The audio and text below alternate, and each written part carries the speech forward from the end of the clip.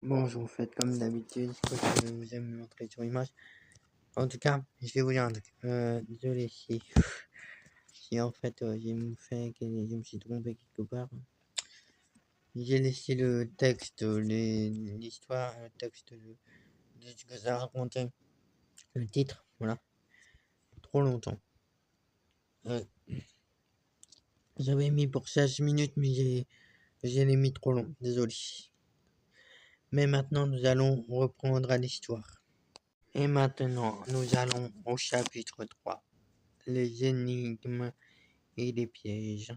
Le vent soufflait avec une intensité glaciale, alors que Nathan et Coraline s'avançaient prudemment dans le couloir obscur du manoir. Le sol en pierre craquait sous leurs pas, et une odeur de poussière ancienne flottait dans l'air. Devant eux, une immense porte dressée orné de symboles inconnus qui brillaient d'une lueur pâle. Ça doit être une épreuve, murmura Coraline, observant les inscriptions. Nathan s'approcha et lui à haute voix. Pour avancer, vous devrez répondre. Mais attention, l'erreur scellera votre destin. Un frisson parcourut les chines de Coraline. Puis une série d'énigmes apparut sur le mur. Première énigme, je suis orange et rond, utilisé pour Halloween. Qui suis-je? Nathan, une citrouille. Immédiatement, un grondement retentit et un mécanisme s'activa. Une partie du mur s'ouvrit lentement. Coraline prit une profonde inspiration. Deuxième énigme, invisible et terrifiant. Je fais frémir petit et grand, qui suis-je? Et elle réfléchit quelques secondes. Un fantôme! Le sol vibra sous leurs pieds, et une nouvelle porte s'ouvrit. Mais ils n'avaient pas fini. Devant eux, 3 statues de pierre observaient leurs yeux vides. Nathan avançait prudemment, ses doigts glissant sur l'inscription gravée sur l'une d'elles. Choisissez avec sagesse. Une seule pourra vous guider. C'est un piège, murmura Coraline. Et ils hésitent, puis Nathan tendit la main vers la statue centrale, qui représente un chevalier en armure. Dès qu'il la toucha, une lumière aveuglante jaillit, révélant une nouvelle salle. Ils se précipitaient à l'intérieur, sans savoir qu'une autre menace les attendait. Chapitre 4. Le combat contre les arbres fantômes. Au passage menant à une carrière étrange, calme, trop calme, Nathan observèrent les alentours, leur souffle court, leur bruit secouait, les branches chuchotèrent, des avertissements, puis tout change. Les arbres se mirent à bouger. Des racines s'enchèrent du sol et leurs branches, semblables à des griffes, s'étendirent vers eux. Ils sont vivants! S'écrie Coraline. Nathan désigna son épée, mais l'un des arbres fantômes lui assena un coup violent en le projetant au sol. Coraline ne perdit pas une seconde. À l'attaque! Hurla-t-elle. Elle brandit sa carabine et tira un projectile lumineux. L'explosion fit reculer l'un des arbres. Mais il en restait encore 3.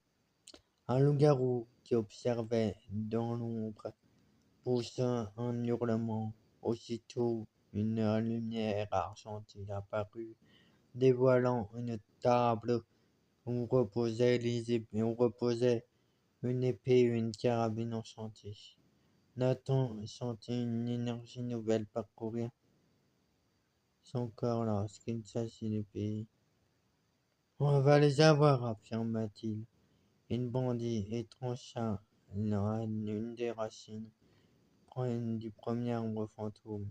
La créature hurla avant de se dissoudre dans un nuage de fumée sombre.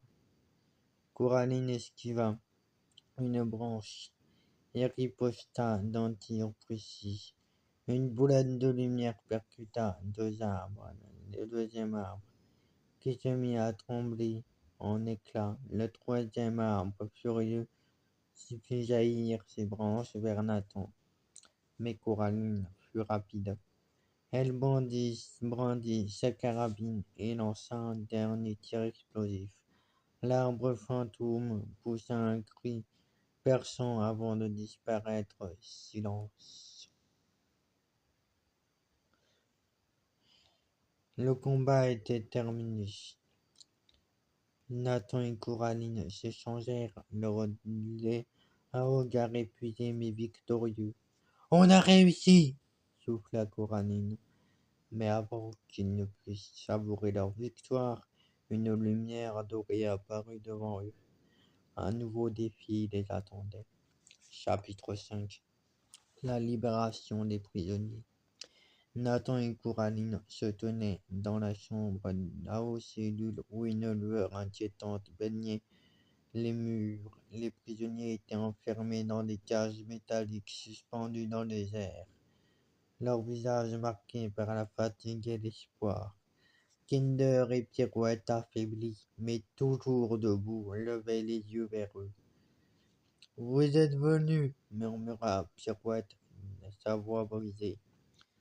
Nathan serra les poings.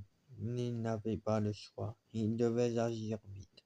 Coraline observa les mécanismes de verrouillage. Il y avait 3 leviers, mais ils étaient protégés par un champ d'énergie violet. On ne peut pas les toucher directement, analysa Coraline. Il doit y avoir un moyen de désactiver la barrière. Nathan examina les murs du donjon et repéra une inscription ancienne gravée dans la pierre. Seule une lumière peut briser l'emprise des ténèbres. Il inspira profondément. Je crois que je peux utiliser la pierre sacrée. Il sortit la pierre magique récupérée lors d'une précédente épreuve et la plaça devant le champ d'énergie. La lumière blanche jaillit soudainement, perçant les ténèbres. Le premier levier fut libéré. Coraline ne perdit pas de temps et le tira d'un geste vif. Une première cage descendit, libérant Lunette et Crotte-Carotte qui tombèrent à genoux, les yeux brillants de gratitude. Merci, souffla Lunette. Mais il restait encore Kinder et Pirouette à sauver. Leur cage était plus haute, protégée par un verrou supplémentaire. Nathan et Coraline échangèrent un regard. Il allait falloir utiliser une autre. Il allait falloir utiliser une autre stratégie. Tout à coup, un bruit métallique résonna. Une silhouette se matérialise dans l'ombre. Courgetor. Vous pensez vraiment que je vais vous laisser les libérer si facilement? Ricana-t-il. Il leva la main et une onde obscure enveloppa les cages restantes, renforçant leur prison. Coraline recula. Il fallait une nouvelle approche. Nathan a une idée. Pirouette, tu peux encore utiliser ta magie? Pirouette hocha faiblement à la tête. Juste un dernier souffle. Nathan pointa la pierre vers elle. Utilise-la, donne-lui assez de pouvoir pour briser les chaînes. Pirouette inspira profondément, et une lumière dorée jaillit de ses mains. Le verrou explosa, et sous l'énergie magique. La cage de Kinder et Pirouette s'ouvrit. brusquement, les laissant tomber. Nathan et Coraline les rattrapèrent juste à temps, mais Curiator, furieux, lança une attaque. Nathan réagit sans réfléchir. Il active la pierre sacrée et une vague d'énergie balaya la salle, repoussant Curiator et détruisant définitivement le donjon. Tout devient silencieux.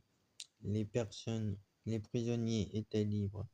Coraline regardait autour d'elle et soufflait. On l'a fait! Kinder s'appuya sur Pirouette et murmura avec un sourire. Merci! Mais ils savaient que ce n'était pas terminé. Il restait encore un long chemin à parcourir. Alors que Nathan, Coraline, Kinder et Pirouette reprenaient leur souffle. Après la bataille, un léger souffle bruyamment attira leur attention. Une enveloppe scellée flottant dans les airs s'élève doucement avant de tomber aux pieds de Nathan. Il l'ouvrit. À l'intérieur, une carte ancienne, ses bords brûlés, comme s'ils avaient traversé les âges. Au centre, un symbole inconnu marqué d'une encre dorée. Qui a envoyé ça? Murmura Coraline, mais aucune réponse ne vint. Sans attendre, ils échangèrent un regard. Ils devaient retourner au vaisseau, alors que la passerelle se refermait derrière eux. La carte brilla une dernière fois. L'avenir n'était pas terminé. Quelqu'un ou quelque chose les attendait. Ensuite, le voyage. Voilà. Alors, il y a 5 parties. Là, c'était la première partie. En tout cas, si vous avez apprécié, n'hésitez pas à liker, à vous abonner et à commenter. Mais vraiment. Un truc, ouais, peut-être que, juste un truc, c'est que, ok, je reconnais que c'est vrai que le début de l'histoire que j'avais fait, le tout début, quand j'ai commencé, soit je comprends que ça pouvait être une catastrophe, parce que, ouais, c'était comme ça que je débutais. Mais après, voilà. Après, j'ai pu améliorer histoire par histoire, tome par tome, de mieux en mieux. Et aussi, en même temps, comment dire, en même temps, j'aime bien faire ces trucs-là. Aussi, voilà. Et surtout, c'est pour ça. Bon, je vous souhaite une bonne journée et salut. Si vous voulez que je raconte la deuxième partie, le voyage, eh ben, c'est ok. N'hésitez pas à le commenter. Mais si vraiment vous répondez pas, parce que bah, je vais le faire quand même demain. Oui. Bah oui, parce que rien ne peut m'empêcher de continuer l'histoire que je fais. J'aime bien faire découvrir aussi. C'est cool. Allez, à plus.